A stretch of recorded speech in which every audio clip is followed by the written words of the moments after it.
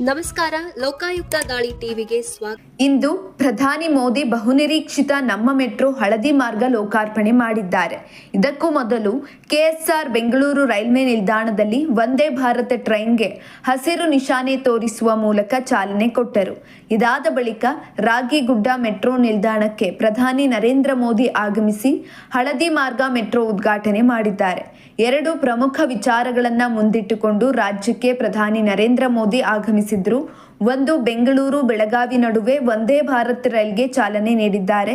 ಮತ್ತೊಂದು, ನಮ್ಮ ಮೆಟ್ರೋದ ಹಳದಿ ಮಾರ್ಗದ ಲೋಕಾರ್ಪಣೆ ಜೊತೆಗೆ ನಮ್ಮ ಮೆಟ್ರೋದ 3ನೇ ಫೇಸ್ಗೆ ಶಂಕುಸ್ಥಾಪನೆ ಮಾಡಿದ್ದಾರೆ.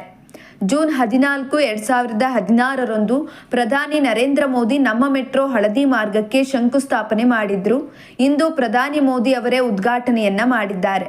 ಡಿಸೆಂಬರ್ 9, 2016ರಂದು BMRCL ಮೊದಲ ಬಾರಿಗೆ 3 ಪ್ಯಾಕೇಜ್ಗಳಲ್ಲಿ ನಮ್ಮ ಮೆಟ್ರೋ ಟೆಂಡರ್ ಅನ್ನು ಕರೆದಿತ್ತು. ನವೆಂಬರ್ 2017ರಲ್ಲಿ ಈ ಮಾರ್ಗದಲ್ಲಿ ಸಿವಿಲ್ ಕೆಲಸಗಳು ಪ್ರಾರಂಭವಾಗಿತ್ತು.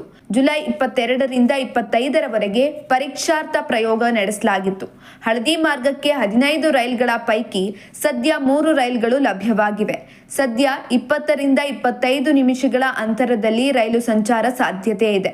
ನಿತ್ಯ ಸುಮಾರು 25ರಿಂದ 30 ಸಾವಿರ ಪ್ರಯಾಣಿಕರು ಈ ಮಾರ್ಗದಲ್ಲಿ ಸಂಚರಿಸೋ ನಿರೀಕ್ಷೆ ಇದೆ. ರೈಲುಗಳ ಸಂಖ್ಯೆ ಹೆಚ್ಚಾದರೆ ಪ್ರತಿದಿನ 8 ಲಕ್ಷ ಮಂದಿ ಪ್ರಯಾಣಿಸೋ ಸಾಧ್ಯತೆ ಇದೆ. ಇನ್ನು ಹಳದಿ ಮಾರ್ಗಕ್ಕೆ ಒಟ್ಟು 7,616 ಕೋಟಿ ರೂಪಾಯಿಗಳನ್ನು ವೆಚ್ಚ ಮಾಡಲಾಗಿದೆ.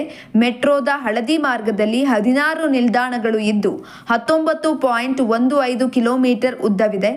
RV ರಸ್ತೆ ಮತ್ತು ಬೊಮ್ಮಸಂದ್ರ ನಡುವೆ 3 ಮೆಟ್ರೋ ರೈಲುಗಳು ಸಂಚಾರವನ್ನ ಮಾಡಲಿವೆ. ಅದರಂತೆ ತಿಂಗಳ ಕೊನೆಯಲ್ಲಿ 4ನೇ ಮೆಟ್ರೋ ಈ ಮಾರ್ಗಕ್ಕೆ ಸೇರಲಿದೆ. ಇನ್ನು ಇವತ್ತಿನ ಕಾರ್ಯಕ್ರಮದಲ್ಲಿ ಮುಖ್ಯಮಂತ್ರಿ ಸಿದ್ದರಾಮಯ್ಯ, DCM DK ಶಿವಕುಮಾರ್, ಸಚಿವ ಗುಂಡೂರಾವ್ ಸೇರಿದಂತೆ ಹಲವು ನಾಯಕರು ಭಾಗಿಯಾಗಿದ್ದರು.